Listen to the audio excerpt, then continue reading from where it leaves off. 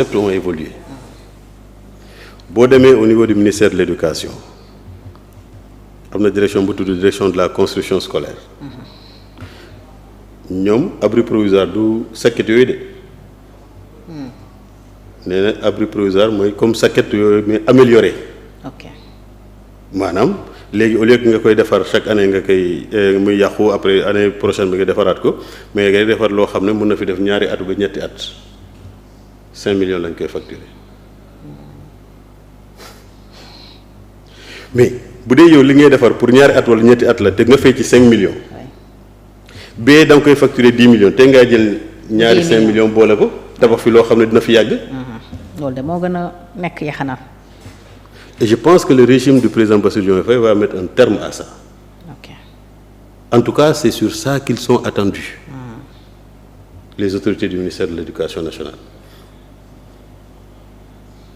yàqu-yàqu yi bëri na Sénégal yàq xaalis bi bëri na Sénégal gis nga les salles de classe. Est-ce qu'on a besoin d'un entrepreneur qui est à Dakar pour aller construire à Kédougou? Kédougou am nañu ko mën a defar.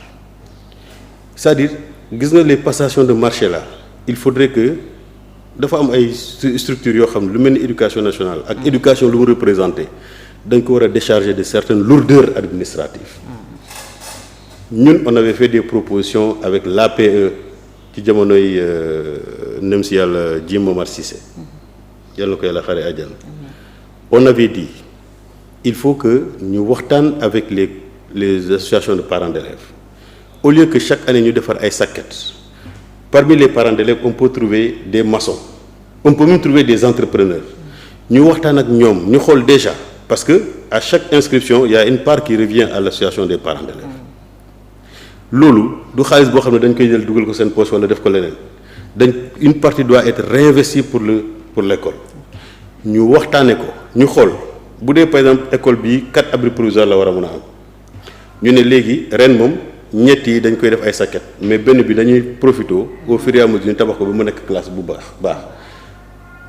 le modèle de classe qu'on fait ici à Dakar foo xam ne pendant d'octobre pratiquement ou de décembre à juillet il fait pas très chaud mais c'est pas le même modèle de classe qu'il faut construire à Kédougou ou à Tamba où il fait excessivement chaud dans les matériaux qu'on utilise on doit pouvoir utiliser des matériaux yoo xam ne enseignant bi ak élève bi mën nañ nekk ci biir classe bi du ñu dee ak tàngaay mais mu nekk loo xam ne lu dëgër la te war a mën a nekk classe donc il faudrait qu'on repense maintenant les modèles de salles de classe qu'on construit avec comme objectif de réduire les coûts des salles de classe mais d'avoir des salles de classe de qualité am na ñoo xam ne dañuy jël ay commandes defar salle de classe le lycée Limamoulaye biñ ne dañ ko réfectionné en moins de 2 ans c'est tombé en ruine.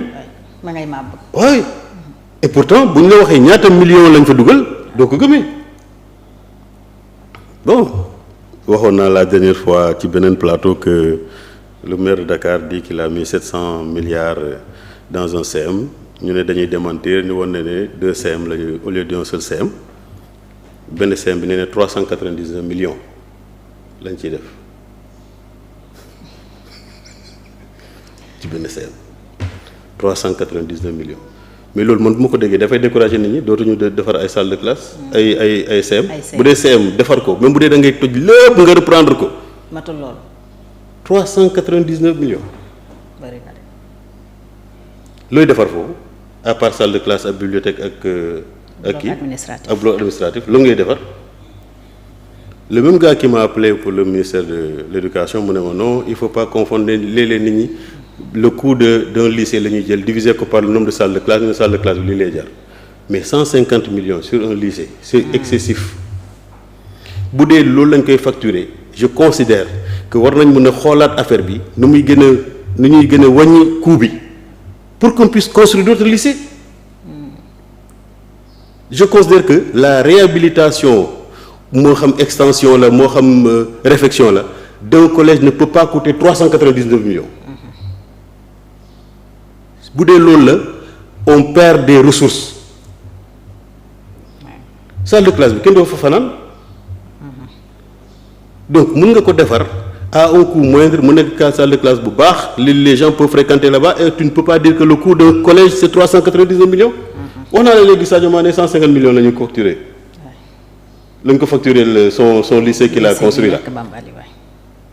Tu ne peux pas construire un lycée à 150 millions boo xam ne dara amu fa woon nga defar ko 150 millions ñëw fii fekk fii benn collège nga ne da nga koy defar à 399 millions. Est-ce que en voulant faire ces travaux-là dans ce lycée-là est-ce qu'on a travaillé avec le ministère de l'Éducation? Tu ne peux pas faire des passations de marché nga ne oui il y a un contrôle a priori il y a un contrôle a posteriori te ki koy réceptionner c'est le ministère de l'Éducation. ñu xool est-ce que méngoo na ak conditions yi. C'est ça que les gens dénoncent et c'est comme ça que Macky Sall a fonctionné pendant les 12 ans de son régime.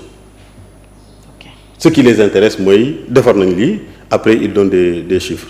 TER bi tam on parle de 55% de surfacturation. ci phase bu njëkk bi. Voilà mais cette surfacturation là c'est ça qui fait que le Sénégal est encore à ce niveau.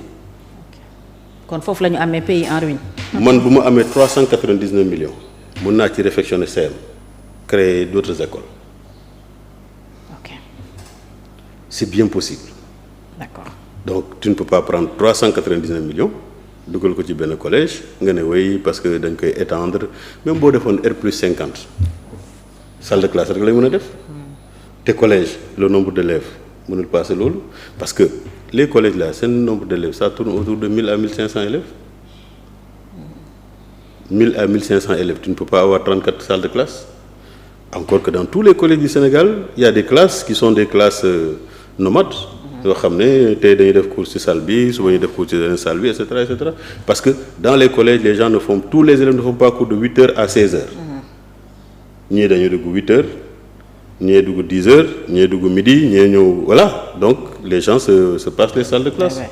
Donc il n'y a pas 50 salles de classe qui vont construire là-bas. Ok donc am na ay surfacturation. non même bu dee 50 salles de classe la ñuy construire ñu ne salle de classe bi 10 millions la donc 500 millions mooy 300 pratiquement 399 c'est pas 50 salles de classe. Ok boo jëlee le coût qu'il donne à une salle de classe tout nga ciy def nga am bibliothèque laboratoire la différence c'est que salle de classe et encore une fois. En général le ministère de l'éducation bu ñuy facturer salle de classe équipement yi bokkuñ ci. D'accord. équipement bi après ministère moo koy indi table banc yeeg bureau maître beeg et cetera c'est après. Okay. laboratoire donc bâtiment bi rek la. bâtiment bi la. Okay. laboratoire bi lu tax laboratoire bi gën a cher salle de classe mooy que da ngay defar ay paillasse. Oui. salle da ngay def mur bi comme salle de classe après nga defar ay paillasse. Donc le coût va augmenter par rapport à la salle de classe. Okay. En tout cas, moi je pense qu'il faut revoir un peu le bilan de Macky Sall là. S'il avait dit qu'il a emprisonné celui qui est devenu président de la République, ci yaa ma neex. Il a emprisonné les leaders de l'opposition, ci yaa ma neex. Il a emprisonné 1500 Sénégalais pour des délits d'opinion, n'est-ce pas? Parce que dañuy gis sa xool sa téléphone, gis profil Ousmane Sonko, ñu jàpp la tëj. Ça ce n'est pas dans le bilan. Un bilan est un bilan. Deuxièmement, Macky Sall bu muy ñëw Sénégal dafa ne woon bu ma ñëwee ma tabax TER ma tabax BRT ma def lii ma tabax ay autopont Macky Sall waxul loolu de Macky Sall dafa ne moom dafay defaraat jikko Sénégalais yi. Ouais, restauration des valeurs. Donc bu jëlee moom li mu waxoon auparavant.